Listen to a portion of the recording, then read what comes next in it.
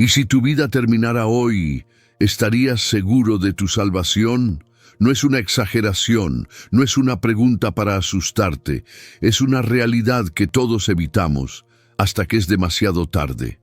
La eternidad no comienza cuando morimos, comienza cuando decidimos a quién le entregamos el corazón. Y esa decisión, más que cualquier otra, marca todo tu destino. Abre tu corazón, porque cuando Dios habla, algo dentro de ti se mueve. Este no es un video más. Es una invitación urgente, directa, profunda, porque hablar de salvación no es hablar de religión, es hablar de vida o muerte. La salvación no es una doctrina, es el corazón del Evangelio. Desde el primer capítulo de la Biblia hasta el último, todo gira alrededor de una sola cosa: cómo el hombre puede ser reconciliado con Dios. Y lo más impactante es que Dios mismo hizo el camino. Así que antes de seguir, haz algo importante.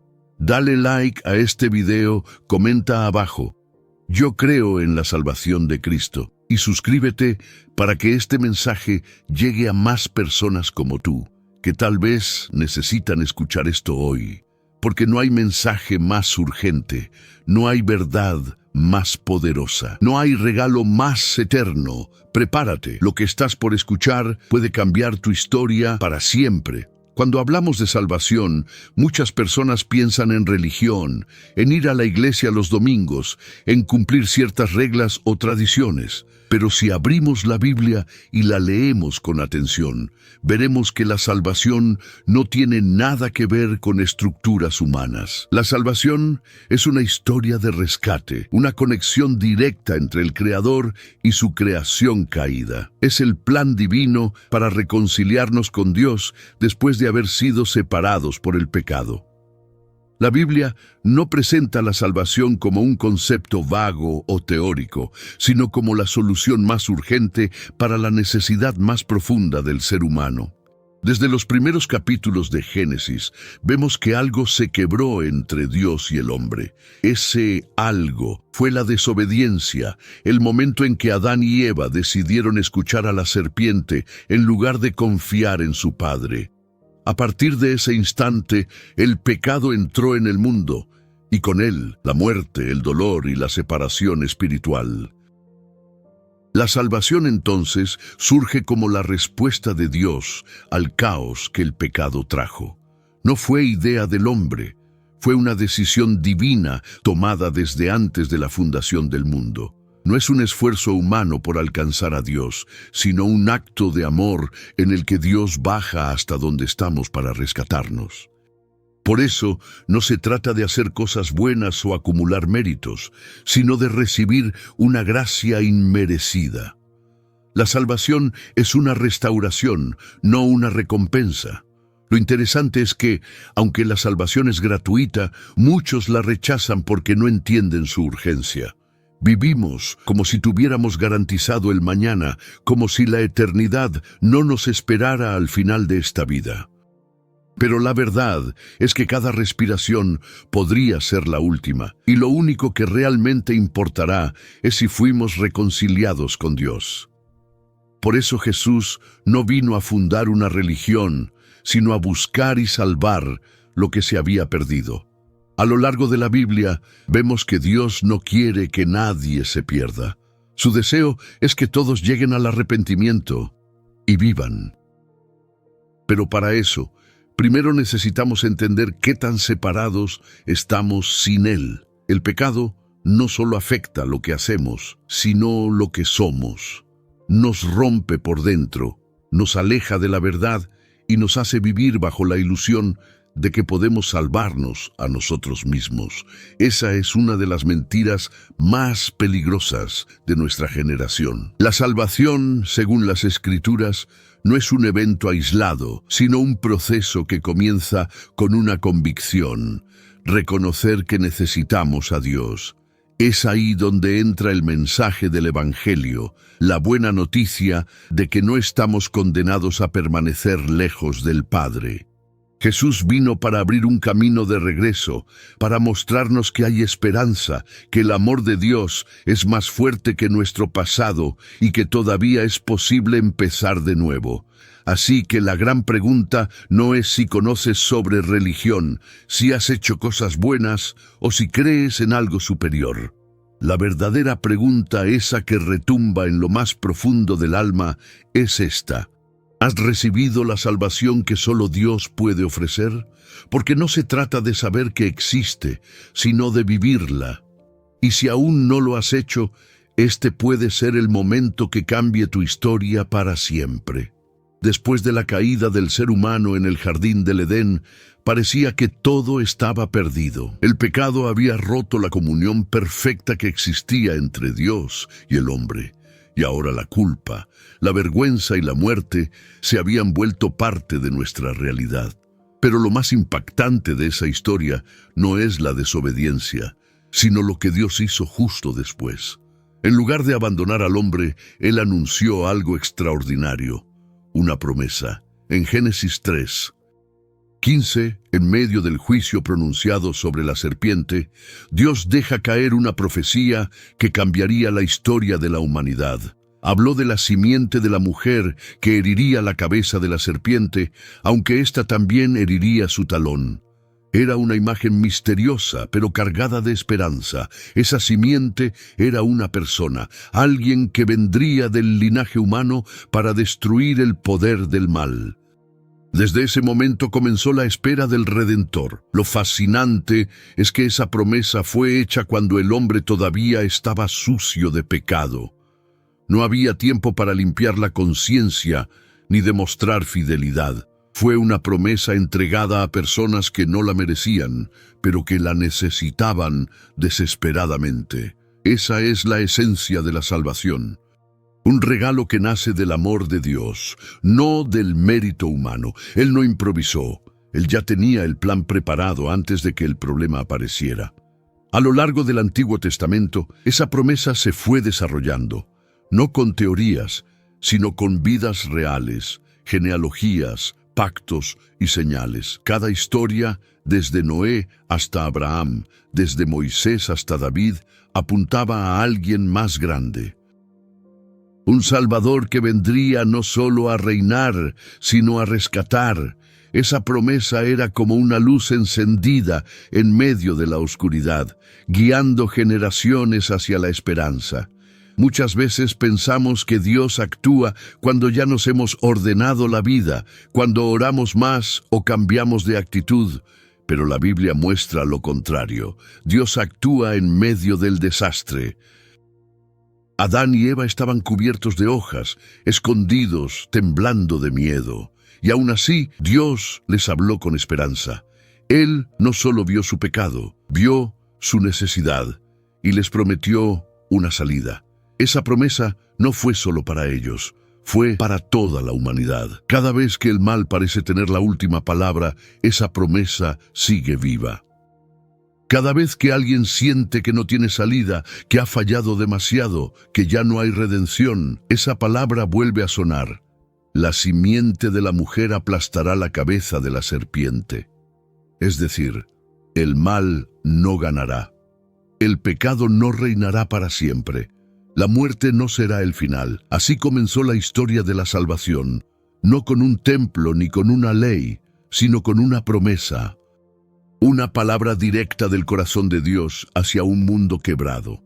Una promesa que cruzó siglos, traspasó reinos y llegó hasta una cruz en Jerusalén, porque cuando Dios promete, cumple. Y lo que Él prometió en el Edén, lo cumplió en Jesús. Esa fue la primera chispa de esperanza, y fue suficiente para encender la historia completa de la redención. A medida que la historia bíblica avanza, Dios comienza a enseñar a la humanidad algo profundo y doloroso. El pecado no se resuelve con palabras bonitas ni con buenas intenciones. El pecado, según la justicia divina, requiere un precio, y ese precio es sangre. Desde los días de Abel, el hijo de Adán, vemos que Dios aceptó su ofrenda porque era un sacrificio de sangre, mientras que rechazó la ofrenda de Caín, que vino sin derramamiento. Abel ofreció lo mejor de su rebaño, un cordero inocente, y esa imagen fue solo el comienzo de una verdad que se repetiría generación tras generación. Cuando el pueblo de Israel estaba a punto de salir de Egipto, Dios instituyó la Pascua. En esa noche, cada casa debía matar un cordero sin defecto y pintar con su sangre los marcos de las puertas.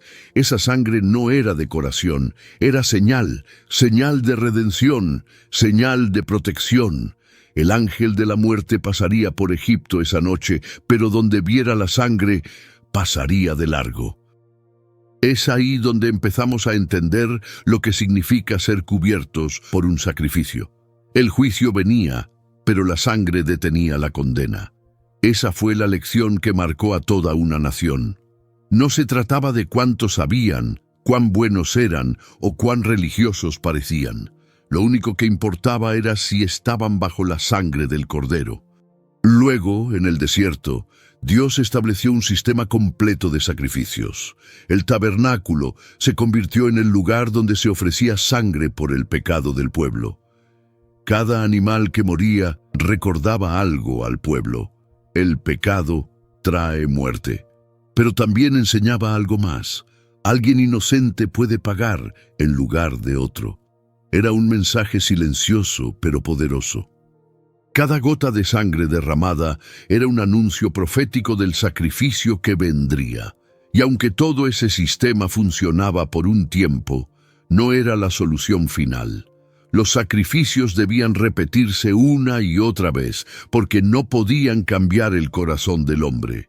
Pero mantenían viva la esperanza, preparaban el escenario, porque un día no sería un cordero cualquiera. Sería el Cordero de Dios, que quitaría el pecado del mundo. No solo cubriría por un tiempo, sino que limpiaría para siempre. Es imposible leer la Biblia y no notar cuánto énfasis se pone en la sangre. No por morbo, sino por justicia y misericordia. Dios estaba enseñando una verdad dura pero necesaria. Sin derramamiento de sangre no hay perdón. Y al mismo tiempo estaba revelando su plan más glorioso, enviar a su Hijo como el sacrificio perfecto. Cristo no solo vino a enseñar, vino a ofrecerse como el Cordero sin mancha. Cuando Jesús murió en la cruz, su sangre no fue un accidente, fue el cumplimiento de todo lo que había sido anunciado desde Abel hasta Moisés. Cada sacrificio anterior apuntaba a ese momento. Cada altar, cada cordero, cada gota, era una sombra de la redención real. Por eso hoy ya no necesitamos matar animales, porque una sola sangre fue suficiente, una cruz fue definitiva, un sacrificio eterno. La sangre de Cristo no solo cubre, transforma. Uno de los errores más comunes en la historia humana es pensar que todo tiene un precio. Que si pagas lo suficiente, si haces lo correcto, si cumples con ciertos pasos, puedes obtener lo que deseas. Esa mentalidad también ha contaminado la forma en que muchos entienden la fe. Pero la salvación no es una transacción, no es una moneda de cambio. Y en el libro de los Hechos encontramos un ejemplo impactante que lo deja muy claro. Simón el Mago, un hombre que había fascinado a muchos con sus trucos y engaños, quedó impresionado al ver el poder del Espíritu Santo manifestarse a través de los apóstoles. Entonces ofreció dinero para recibir ese poder. Su propuesta fue directa. «Dadme también a mí este poder», dijo. Pero Pedro lo reprendió con firmeza, diciendo que su dinero perezca con él, porque pensó que el don de Dios podía comprarse con riquezas humanas. Este episodio deja en evidencia una verdad que aún hoy necesitamos recordar. La salvación no está en venta. No se obtiene por estatus, ni por limosnas, ni por títulos religiosos. No hay oferta que convenza a Dios, ni moneda que compre su gracia. Intentar pagar por lo eterno con lo temporal es como ofrecer piedras por oro puro. Es subestimar la profundidad del sacrificio de Cristo. Es intentar reducir un acto de amor divino a un negocio humano. Lamentablemente, esta actitud persiste. Hay quienes creen que sus obras buenas les darán puntos en el cielo. Otros confían en tradiciones, peregrinaciones o sacrificios personales como formas de ganar el favor de Dios. Pero la Escritura es clara. Por gracia sois salvos por medio de la fe. Y esto no de vosotros, pues es don de Dios. Efesios 2:8. No es por méritos, es por misericordia, no es por esfuerzo, es por amor. Jesús no murió en la cruz para que tú le pagaras de vuelta. Murió porque tú nunca podrías hacerlo. Su sacrificio no fue un préstamo, fue un regalo. Y cuando intentamos añadirle algo, lo desvalorizamos. Lo que recibimos por gracia vive para siempre. Pero lo que intentamos comprar termina muriendo, porque todo lo que nace del orgullo humano carece de vida eterna. Este mensaje puede incomodar a quienes desean tener el control. Porque aceptar la gracia es reconocer que no tenemos nada que ofrecer. Es humillante, es rendirse, pero solo cuando soltamos nuestras obras podemos recibir la obra perfecta de Cristo. Solo cuando dejamos de intentar merecer, empezamos a descansar. La salvación comienza cuando entendemos que no se trata de lo que hacemos, sino de lo que Él ya hizo. Así que, si en algún momento pensaste que eras indigno, tienes razón. Ninguno de nosotros lo es. Pero ahí está el poder de la gracia, que Dios ofrece lo más valioso a quienes menos lo merecen. No porque Él sea injusto, sino porque su amor supera todo entendimiento. Por eso la salvación no se compra, se recibe, y está disponible hoy si estás dispuesto a aceptarla con un corazón humilde. Desde el principio, Dios ha buscado una sola cosa en el corazón del ser humano: fe. No fama, no fuerza, no perfección, solo fe. Y una de las historias más claras que revela esto es la de Abraham. Él no era un hombre perfecto. Cometió errores, dudó, incluso mintió. Pero hubo un momento que lo cambió todo, cuando creyó en la promesa de Dios. Génesis 15:6 dice: «Y creyó Abraham a Dios, y le fue contado por justicia». Este versículo es uno de los pilares de toda la doctrina bíblica sobre la salvación. Abraham no fue justificado porque cumpliera una ley, porque la ley aún no existía, ni porque hiciera sacrificios extraordinarios. Fue justificado por creer. Su fe fue lo que lo conectó con la justicia divina.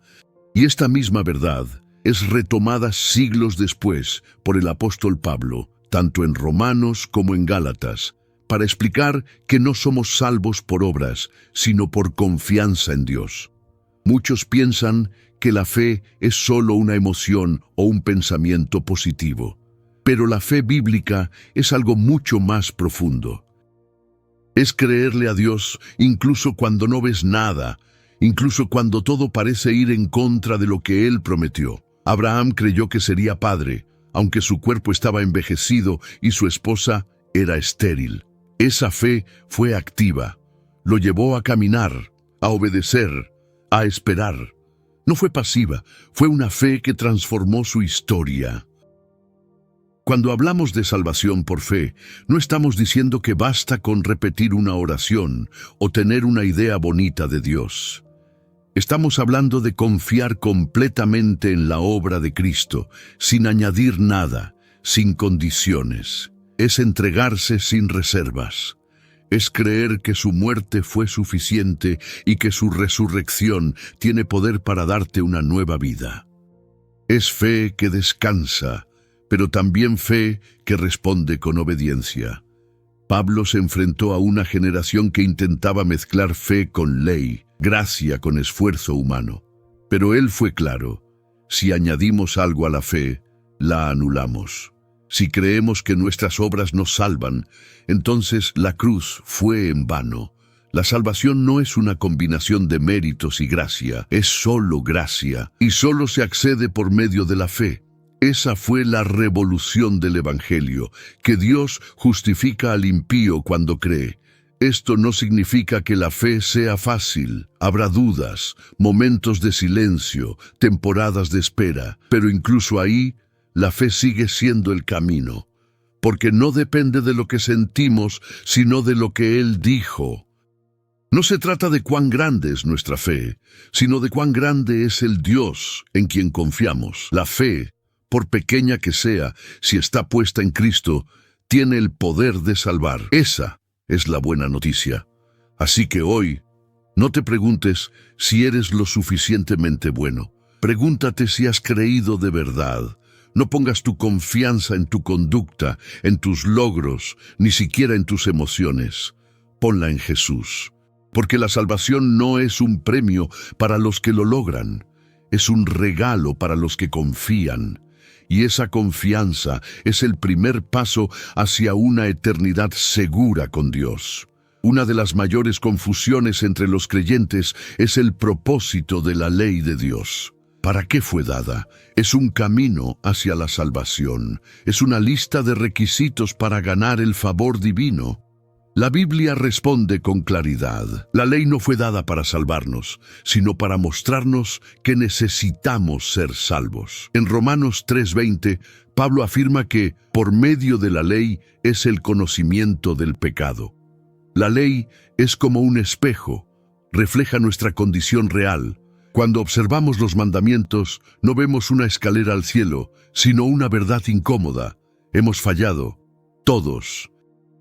La ley revela nuestra incapacidad para ser santos por nuestras propias fuerzas. Muestra que, por más que lo intentemos, nunca seremos lo suficientemente buenos. Y eso no es crueldad divina, es diagnóstico preciso, porque nadie busca una cura si no sabe que está enfermo. La ley es esa alarma que nos despierta del autoengaño. Dios entregó la ley a través de Moisés, no para condenar al pueblo, sino para prepararlo. Era una guía, un mapa, pero no era el destino. Cada vez que alguien leía "no mentirás", "no codiciarás", "amarás a Dios con todo tu corazón", debía comprender que necesitaba algo más, que no bastaba con el esfuerzo humano, que hacía falta un Salvador. Así, la ley se convirtió en pedagoga, en maestra que conduce a Cristo. Pablo lo explica magistralmente en Gálatas. Él dice que la ley fue un tutor que nos llevó a entender la gracia. Es decir, cuanto más entendemos la ley, más vemos la belleza de la cruz. Porque donde la ley nos muestra que fallamos, la gracia nos ofrece perdón. Donde la ley señala el problema, Cristo ofrece la solución. Y cuando comprendemos esto, la ley deja de ser una carga y se convierte en revelación. Eso no significa que la ley sea mala. Al contrario, es santa, justa y buena. Pero no fue diseñada para salvar, sino para exponer. Nos recuerda que la salvación no puede ser alcanzada por mérito, sino recibida por fe. La ley te dice, tienes que ser perfecto. El Evangelio te dice, Cristo fue perfecto por ti. La ley te acusa, Cristo te defiende. La ley exige, Cristo entrega. La ley muestra el camino, pero solo Jesús abre la puerta. Muchos hoy viven atrapados en una fe legalista. Intentan cumplir cada norma con miedo, pensando que si fallan perderán el amor de Dios. Pero eso es vivir bajo esclavitud, no bajo gracia. Jesús no vino a abolir la ley, sino a cumplirla.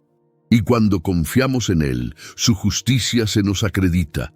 Ya no caminamos para obtener aceptación, sino porque ya fuimos aceptados.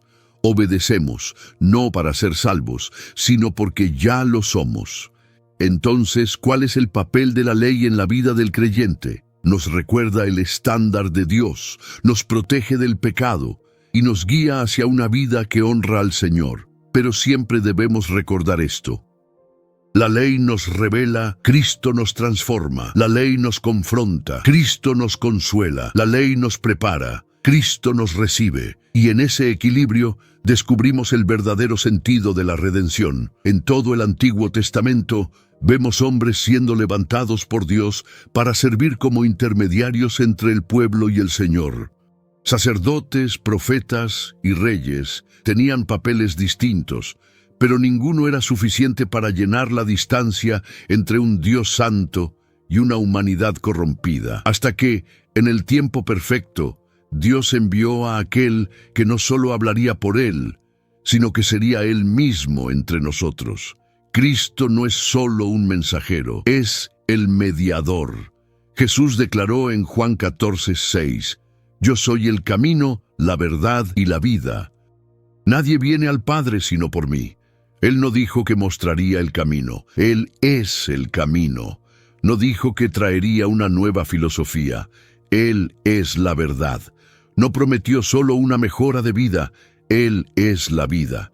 Y más aún, dejó claro que no hay otro acceso al Padre, ningún otro nombre, ninguna otra ruta, ningún otro puente, solo Él. En 1 Timoteo 2:5, Pablo refuerza esta verdad diciendo, «Porque hay un solo Dios y un solo mediador entre Dios y los hombres, Jesucristo hombre». Eso significa que no necesitamos intermediarios humanos ni rituales complicados. Cristo es suficiente. Él conoce al Padre porque vino del Padre y conoce nuestro dolor porque se hizo hombre. Él nos entiende y nos representa. Nadie más tiene esa autoridad. Este papel de mediador es profundo. Jesús no está solo sentado a la derecha de Dios en gloria. Él intercede por nosotros, carga nuestras oraciones, nuestras lágrimas, nuestras luchas. Es el sumo sacerdote eterno que entró en el lugar santísimo del cielo con su propia sangre. Y lo más poderoso de todo, Él sigue vivo. No es un mediador muerto en un altar, es un Salvador resucitado que camina con nosotros cada día. Muchos todavía buscan atajos espirituales, confían en hombres, en santos, en objetos, pensando que eso les facilitará el acceso a Dios. Pero la cruz grita otra realidad. El velo fue rasgado de arriba a abajo. No hay más barreras, no hay más separación. Cristo nos dio libre acceso al Padre. No necesitamos merecer ese acceso, solo recibirlo con fe y gratitud. Cristo también es mediador de un nuevo pacto, un pacto sellado con sangre, no de animales, sino con la suya propia. Un pacto que no se basa en la obediencia perfecta de la ley, sino en la fidelidad eterna de Dios. La cruz es el lugar donde el cielo tocó la tierra, donde la justicia encontró la misericordia, donde el castigo que era nuestro cayó sobre él, para que pudiéramos vivir en paz. Si alguna vez te has sentido lejos de Dios, indigno, incapaz de orar, recuerda esto, tienes un mediador. No estás solo. Jesús te ve, te escucha, te entiende, y delante del Padre, Él no lleva tus fallas, sino su sangre. Y esa sangre habla más alto que cualquier acusación. Por eso hoy puedes acercarte con confianza, no porque seas bueno, sino porque Él es el único que puede conducirte al Padre. Hablar de la cruz es entrar en el terreno más sagrado y al mismo tiempo más doloroso del Evangelio. No fue solo una ejecución romana, no fue simplemente el fin trágico de un hombre justo. Fue el acto más radical de amor jamás visto en la historia de la humanidad. La cruz fue el lugar donde el Hijo de Dios pagó un precio que nadie más podía pagar. Cada clavo, cada latigazo, cada gota de sangre fue por ti y por mí. Jesús no fue llevado a la cruz por accidente. No fue una víctima de las circunstancias. Él mismo dijo, «Nadie me quita la vida, sino que yo la doy por mi propia voluntad». Él eligió entregarse. Sabía lo que vendría, la traición, el abandono, el juicio injusto, la tortura, pero también sabía que solo su sacrificio perfecto podía abrir la puerta de la salvación. Así que, por amor, caminó hacia el Calvario con determinación. En ese madero, colgado entre el cielo y la tierra, Jesús cargó con nuestros pecados. No algunos, no los menos graves, todos. Desde el primer pecado de Adán hasta el último error de nuestra vida, todo fue puesto sobre él. Y allí, en la oscuridad del mediodía, el Padre desvió su rostro. No porque no amara al Hijo, sino porque en ese momento el Hijo se convirtió en pecado por nosotros. El castigo que merecíamos cayó sobre él. A muchos les cuesta aceptar esta realidad. Les parece demasiado sangrienta, demasiado cruda, pero así es el pecado, cruel, destructor, mortal, y así fue la cruz. Sangrienta, cruda, pero salvadora. No fue un símbolo religioso, fue un campo de batalla espiritual. Allí se libró la guerra más decisiva del universo. Y cuando Jesús exclamó, "Consumado es", no estaba anunciando su derrota, estaba declarando nuestra victoria. La cruz no fue un fracaso, fue el cumplimiento de todas las promesas.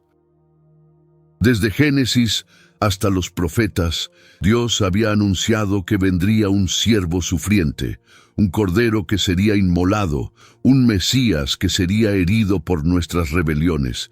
Y ese día, en el Gólgota, todas esas profecías se cumplieron con precisión divina.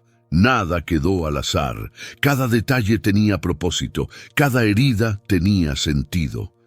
Lo más impactante es que Jesús lo hizo sabiendo que muchos lo rechazarían, sabiendo que generaciones enteras ignorarían su sacrificio. Aún así, extendió sus brazos y se dejó clavar. Porque el amor verdadero no espera garantías. Él murió para darte la oportunidad de vivir. Murió para que ya no tengas que cargar con tu culpa. Murió para reconciliarte con el Padre. Ese es el precio de la cruz. Vida a cambio de muerte. Hoy, cuando mires una cruz, no la veas como un adorno o un símbolo vacío. Recuerda que allí se pagó el precio más alto por ti. No fue barato, no fue sencillo, fue costoso, fue sangriento, fue eterno, pero fue suficiente. Gracias a esa cruz, hoy podemos tener paz, perdón y esperanza. Lo que fue un madero de muerte se convirtió en árbol de vida. ¿Qué harás tú con ese sacrificio? Si la cruz fue el pago por nuestros pecados, la resurrección fue el recibo sellado por Dios, porque si Cristo no hubiera resucitado, todo lo demás se vendría abajo. Pablo lo dice sin rodeos en 1 Corintios 15. Si Cristo no resucitó, vana es nuestra fe, aún estamos en nuestros pecados. Es decir, sin resurrección no hay evangelio. Sin tumba vacía no hay salvación. Pero la tumba está vacía, y esa es nuestra mayor esperanza. Los enemigos de Jesús pensaron que lo habían silenciado para siempre. Lo sepultaron, colocaron una gran piedra, sellaron la entrada y pusieron guardias. Pero ningún plan humano puede detener el propósito eterno de Dios. Al tercer día Jesús venció a la muerte, no como un espíritu, no como una leyenda, sino con cuerpo glorificado, real, vivo. Se apareció a sus discípulos, comió con ellos, les habló. La resurrección no fue simbólica, fue literal. Esto cambia todo, porque hay muchas religiones, muchos maestros espirituales, muchos líderes que dejaron enseñanzas, pero solo uno venció la muerte. Solo uno salió del sepulcro por su propio poder, y ese hecho histórico es lo que hace del cristianismo algo único. Jesús no solo prometió salvación, demostró que tenía poder para cumplirla, y su resurrección es la garantía firme de que nuestra fe no está construida sobre palabras vacías. Para los primeros discípulos, la resurrección no fue solo un consuelo emocional, fue una revolución total. Los transformó de hombres temerosos en testigos valientes. Estaban dispuestos a morir porque sabían que aquel a quien seguían ya había vencido a la muerte. Esa misma convicción ha sostenido a millones de creyentes a lo largo de los siglos, porque si Él vive, también nosotros viviremos, y es más que una promesa futura. La resurrección tiene implicaciones hoy. Significa que el pecado no tiene la última palabra, que la culpa no define tu historia, que puedes empezar de nuevo, que no importa lo roto que estés, en Cristo hay vida nueva. El mismo poder que levantó a Jesús de entre los muertos está disponible para todo aquel que cree. Y esa vida no se limita a lo físico. Es eterna, abundante, transformadora. Por eso, cada vez que celebremos la resurrección, no lo hagamos como un evento del pasado. Vivámosla como una realidad diaria, porque la fe cristiana no gira solo en torno a un crucificado, gira en torno a un resucitado, uno que venció la tumba, que ascendió al cielo y que prometió volver. La resurrección es la señal indiscutible de que la salvación es real, completa y definitiva. Y si hoy te preguntas si tu vida puede cambiar, si tu alma puede ser restaurada, si tu eternidad puede estar segura, mira la tumba vacía. Esa es tu respuesta. No hay piedra, ni cadena, ni muerte que detenga a aquel que vive. Y si Él vive, tú también puedes vivir. Esa es la garantía más poderosa que el cielo pudo darnos. Cristo resucitó, y con Él resucita toda esperanza. Uno de los conceptos más hermosos y al mismo tiempo más difíciles de aceptar en toda la Biblia es la gracia. ¿Por qué? Porque va en contra de todo lo que este mundo enseña. Desde niños aprendemos que todo se gana, que nada es gratis, que hay que merecer las cosas. Pero la salvación no sigue esa lógica. Según Efesios 2, 8-9, somos salvos por gracia, por medio de la fe. Y esto no viene de nosotros, sino que es don de Dios. La gracia no es un premio al esfuerzo, ni un reconocimiento a la buena conducta. Es un regalo que Dios entrega a quienes no lo merecen. Eso significa que no puedes comprarla, negociar por ella ni pagarla después. Y eso puede resultar chocante para muchos. Porque preferiríamos tener control, decir, lo logré, me lo gané.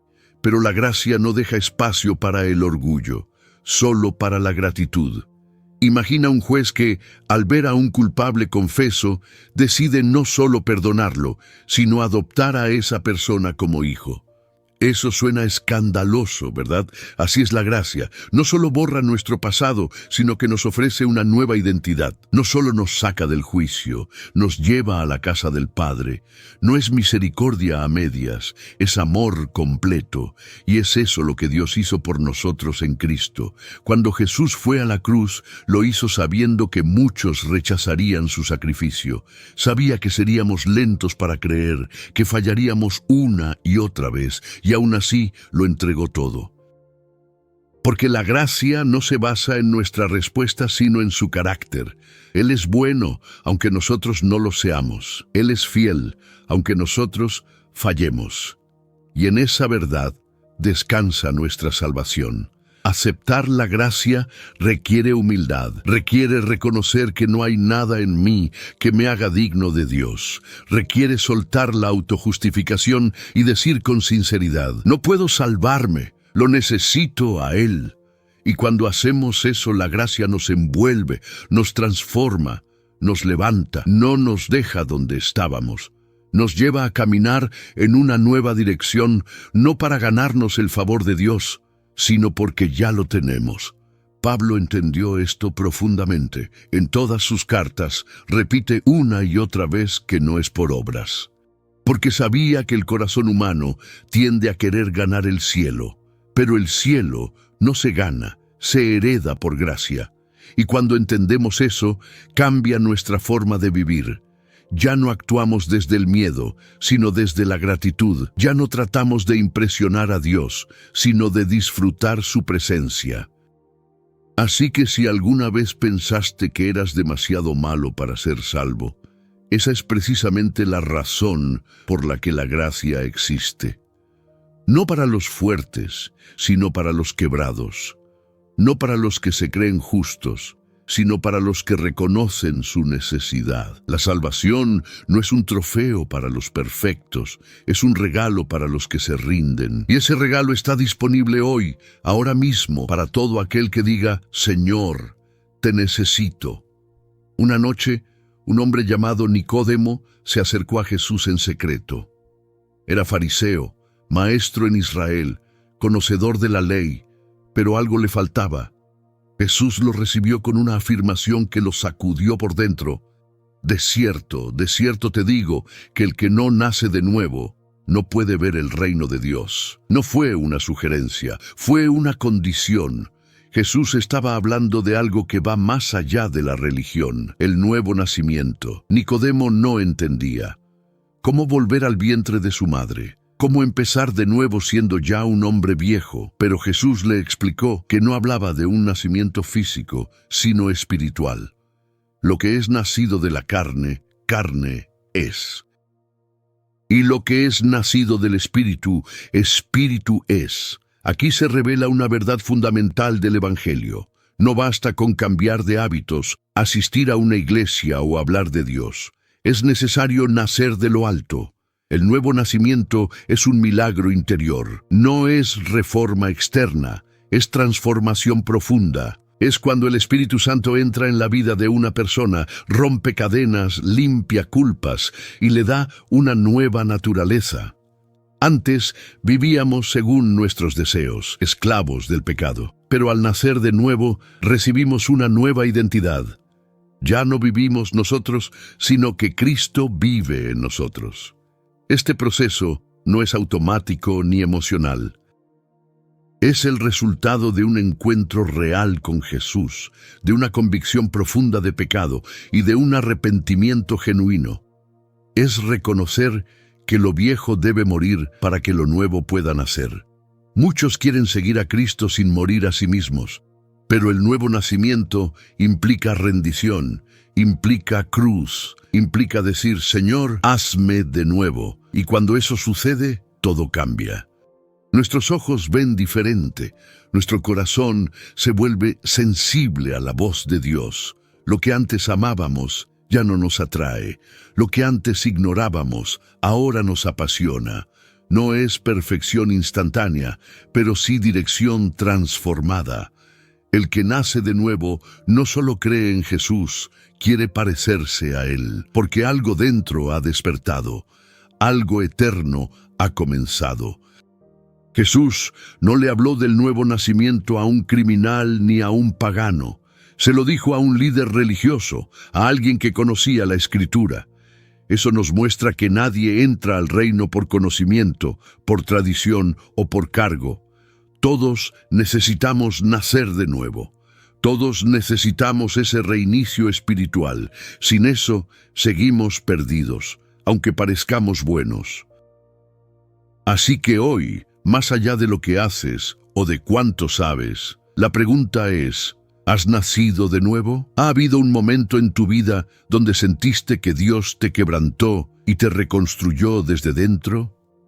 ¿Has dejado que el Espíritu Santo haga de ti una nueva creación? Porque la salvación no es un barniz sobre la vieja vida, es una vida completamente nueva que solo Dios puede dar. Cuando una persona entrega su vida a Cristo y nace de nuevo, no queda sola en el camino. Dios no nos salva para luego abandonarnos, sino que nos sella con su presencia más íntima, el Espíritu Santo. Efesios 1:13 lo dice con claridad. Fuisteis sellados con el Espíritu Santo de la promesa. Ese sello no es simbólico, es una garantía divina, una señal de que pertenecemos a Él para siempre. El Espíritu Santo no es una fuerza impersonal, es Dios mismo habitando en nosotros, y su obra comienza desde antes de la conversión.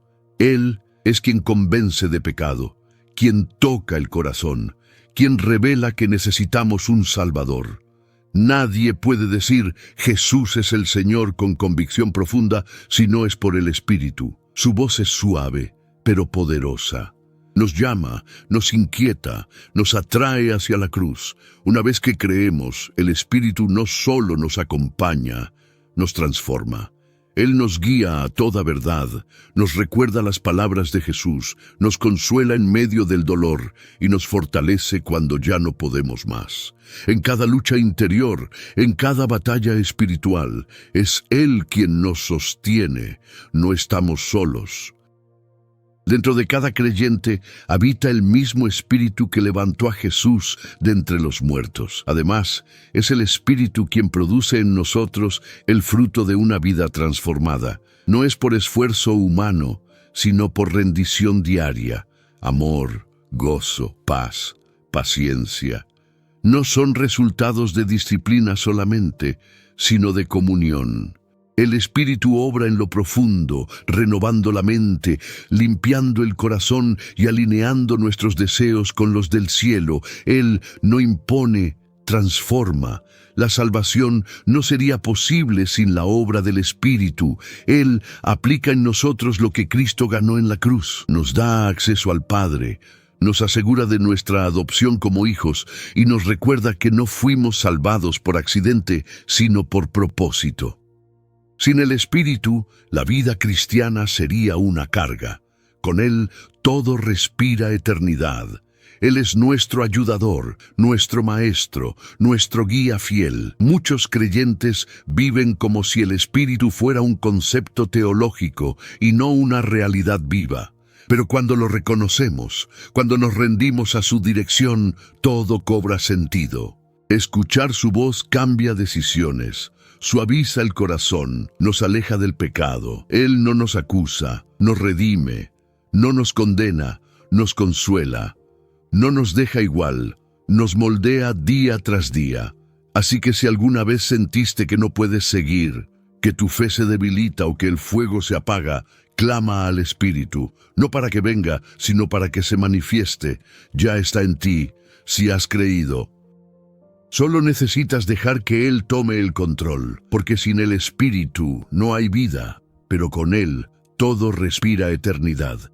La salvación no es solo un punto de partida, es un camino, un trayecto marcado por luchas, decisiones, pruebas y perseverancia. Jesús fue claro cuando dijo en Mateo 24:13, el que persevere hasta el fin, ese será salvo. No basta con comenzar con entusiasmo. Es necesario continuar con fidelidad, porque la fe verdadera no se mide solo por cómo empieza, sino por cómo termina. Muchos comienzan bien, se emocionan, sienten la presencia de Dios, lloran en un culto, hacen promesas, pero con el tiempo las pruebas vienen, las distracciones aumentan y la llama parece apagarse. La Biblia está llena de advertencias para no descuidar la fe, para no abandonar la carrera, no porque Dios se aleje, sino porque el corazón humano tiende a enfriarse si no permanece conectado al fuego del Espíritu. Perseverar no significa nunca fallar, significa levantarse cada vez que caemos, significa seguir creyendo cuando todo alrededor parece desmoronarse, significa mantener la mirada en Jesús aun cuando no entendemos lo que está pasando. No es una carrera de velocidad, es una de resistencia. Y en esa resistencia el Espíritu Santo es nuestro aliento constante. Él nos capacita para no rendirnos. El apóstol Pablo usó la imagen de un atleta. Dijo, he peleado la buena batalla, he terminado la carrera, he guardado la fe. Esa es la meta. Llegar al final con la fe intacta. No una fe perfecta, pero sí perseverante. Dios no espera que seamos héroes. Espera que confiemos en Él hasta el último suspiro, porque la fe que salva es la que se mantiene viva, aún en medio del fuego. Y esta perseverancia no nace del esfuerzo humano, es fruto de la gracia sostenida por Dios. Él no solo nos salva, también nos guarda. Nos sostiene de la mano cuando tropezamos, nos llama cuando nos desviamos, nos disciplina cuando nos alejamos. Todo por amor, porque Él no quiere que nadie se pierda, pero también espera una respuesta, un corazón dispuesto a seguir, aunque sea con pasos pequeños. En Apocalipsis, Jesús dice una y otra vez, al que venciere, hay recompensas eternas prometidas a los que no se rinden. Y no se trata de ganar por mérito, sino de permanecer por fe, cada día de obediencia, cada decisión por la verdad, cada negación al pecado es una declaración. Yo sigo caminando con Cristo, y esa fidelidad, incluso en lo secreto, es preciosa para Dios. Así que si estás cansado, si sientes que tus fuerzas se agotan, no te detengas.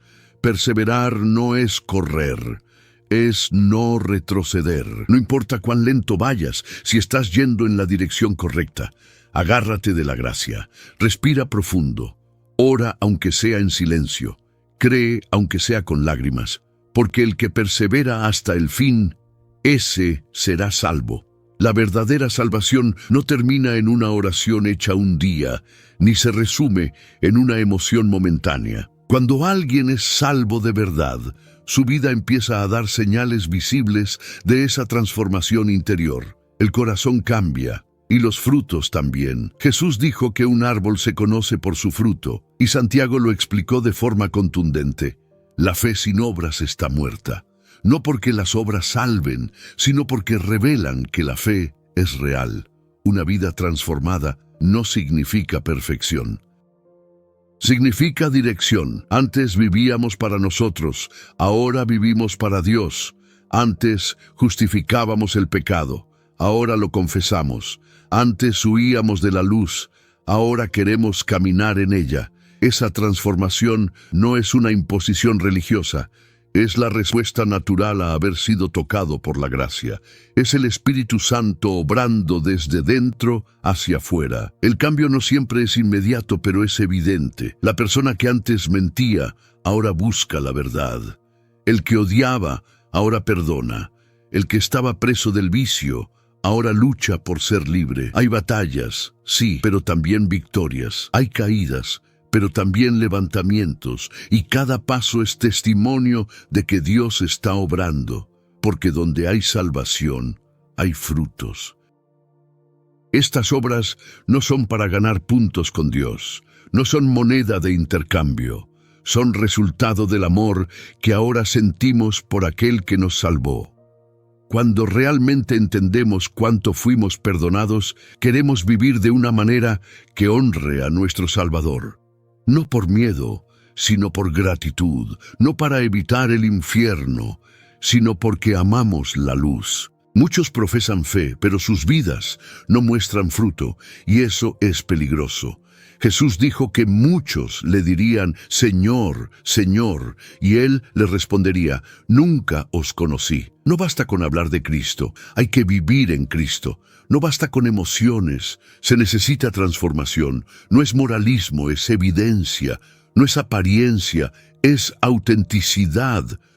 La buena noticia es que Dios no solo nos llama a dar fruto, Él mismo nos capacita para hacerlo. En Juan 15, Jesús dice, yo soy la vid, vosotros los pámpanos.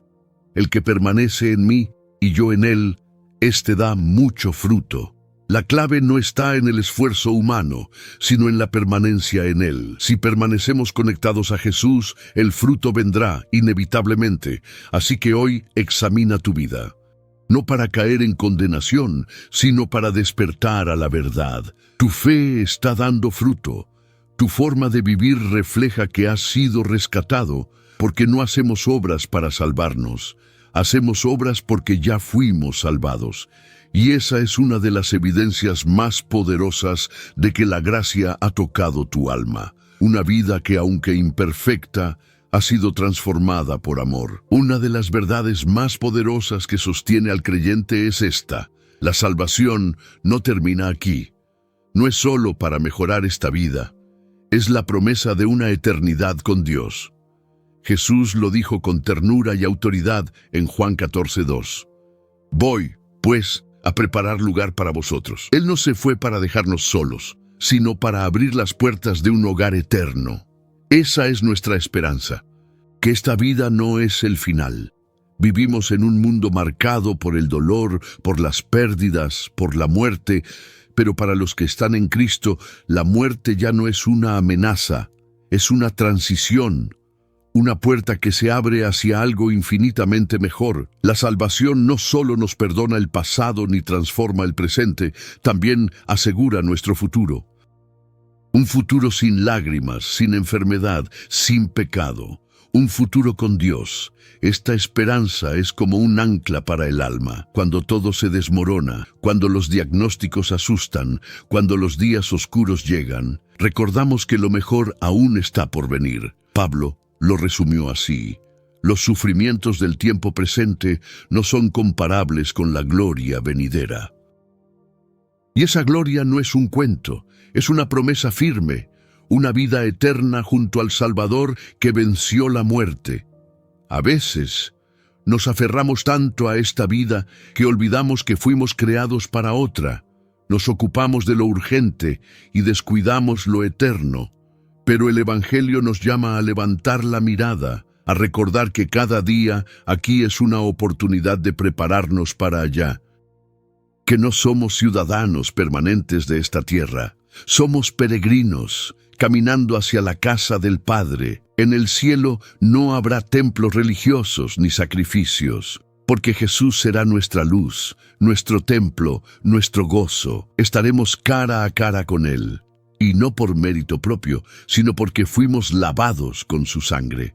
Esa es la culminación de la salvación, estar con Cristo por siempre. La cruz fue la entrada, la resurrección fue la llave, y la vida eterna es el regalo final. Esta esperanza no es una ilusión para consolar ingenuos. Es una certeza viva, confirmada por las Escrituras y sellada por el Espíritu. Y no importa cuán rota esté tu vida ahora, si estás en Cristo, tienes un futuro glorioso, porque la salvación no florece solo en el presente, florece en la eternidad. Lo que comenzó con fe, terminará con visión. Lo que empezó con lágrimas, terminará con gozo eterno. Así que no vivas como si esta fuera tu única casa. No pongas tu esperanza en lo que perece. Recuerda que hay un lugar preparado. Recuerda que cada paso que das hacia Jesús es un paso más cerca del hogar. La esperanza de la vida eterna no es el escape de los débiles, es la fortaleza de los que han creído, porque Cristo vive y nosotros viviremos con Él para siempre. Después de todo lo que hemos visto, la cruz, la gracia, el nuevo nacimiento, el Espíritu Santo, la vida transformada, la esperanza eterna, solo queda una pregunta esencial. ¿Has recibido tú esta salvación? Porque saber sobre ella no es suficiente. Admirarla no alcanza. Hablar de Jesús no te transforma. La salvación es una decisión y no puedes postergarla eternamente. Hebreos 2:3 lanza una advertencia que corta como espada. ¿Cómo escaparemos nosotros si descuidamos una salvación tan grande? No está hablando a los rebeldes declarados, sino a los que descuidan. A los que piensan más adelante, cuando esté listo, cuando tenga tiempo. Pero la verdad es que ningún mañana está garantizado. Y cada día que pasa, el corazón se endurece si no responde al llamado de Dios. La salvación no es un accesorio espiritual, es la única puerta a la vida eterna. Jesús dijo, yo soy la puerta, el que por mí entrare será salvo. No hay muchos caminos, no hay muchas verdades, hay una cruz, un nombre, una decisión. Rechazarla no es algo neutral, es permanecer separado de Dios. Y ese vacío nunca será llenado por religión, dinero o logros. Solo Cristo puede salvar. Si sientes que tu alma está inquieta, si tu corazón late más fuerte mientras escuchas esto, no lo ignores. Es el Espíritu Santo tocando tu interior. No es culpa, es convicción, no es presión, es gracia. Dios no te obliga, pero te llama con amor eterno. Y hoy, una vez más, te extiende su mano. Puedes seguir como estás, o puedes rendirte y empezar de nuevo. Tú decides. Muchos han escuchado este mensaje antes, pero lo dejaron pasar. Otros pensaron que era para los demás, no para ellos. Pero si llegaste hasta aquí, no es casualidad. Este momento puede marcar tu eternidad. Cristo ya hizo todo, pagó el precio, venció la muerte, abrió el camino. Ahora solo falta que tú respondas, no con religión, sino con entrega, no con palabras, sino con fe sincera. Si hoy decides creer, entrega tu corazón. Arrepiéntete de tu pasado, confiesa a Jesús como tu Señor y Salvador, y empieza a caminar con Él. No será fácil, pero nunca estarás solo. Él te dará su espíritu, te sostendrá, te transformará, y un día te recibirá en gloria. Porque la salvación no es una historia antigua, es la decisión más importante de tu vida hoy. Así que comenta abajo, Cristo es mi salvación, si has decidido responder a este llamado. Dale like, suscríbete al canal y activa la campanita para seguir recibiendo palabra viva cada día. Y no olvides compartir este mensaje con alguien que necesita escuchar sobre la salvación, porque tal vez su alma esté esperando justo esta oportunidad. Después de todo lo que hemos recorrido, desde la caída del hombre hasta la promesa de vida eterna en Cristo, es inevitable llegar a esta pregunta final. ¿Qué harás tú con esta salvación? No es una idea bonita, ni una tradición religiosa, es un llamado urgente del cielo a tu corazón. Y ese llamado, una vez escuchado, no puede ser ignorado sin consecuencias eternas. Hebreos 2:3 no deja espacio para la indiferencia. ¿Cómo escaparemos nosotros si descuidamos una salvación tan grande? No habla de rechazar con violencia, sino de descuidar, de posponer, de seguir la vida como si nada. Pero el reloj no se detiene. Cada día que pasa es una oportunidad menos, y cada vez que el corazón resiste, se vuelve un poco más duro. Dios habla, pero también hay un silencio que puede volverse eterno. La salvación no es para los que se sienten preparados, es para los que reconocen que nunca lo estarán sin Dios.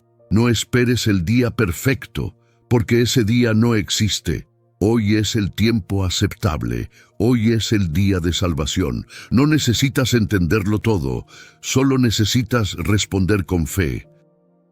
Porque Cristo ya hizo lo imposible. Ahora te toca a ti creer, rendirte y recibir lo que no puedes ganar por ti mismo. A lo largo de la Biblia, vemos que Dios siempre llama al hombre a decidir. Desde el Edén hasta el Apocalipsis hay una constante. El amor de Dios busca, espera, insiste, pero nunca obliga. El libre albedrío es un regalo y también una responsabilidad. Puedes seguir cargando tu culpa o puedes dejarla a los pies de la cruz.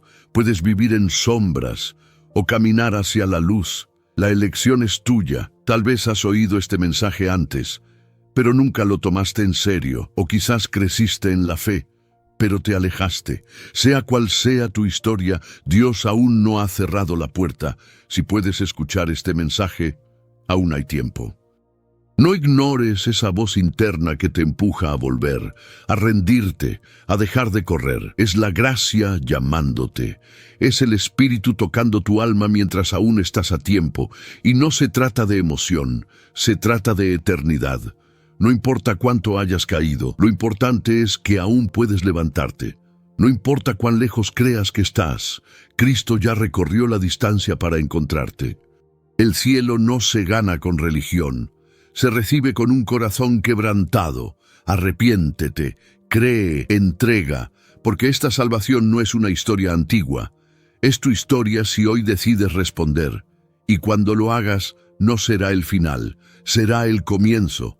El inicio de una nueva vida, de una nueva identidad, de una esperanza que no muere, porque quien entra por esta puerta, Cristo, nunca será rechazado. La salvación no es un consuelo para los débiles, es el poder de Dios para todo aquel que cree, y ese poder está extendido hoy, delante de ti. Ahora que has escuchado todo, la pregunta es inevitable. ¿Qué vas a hacer con esta verdad?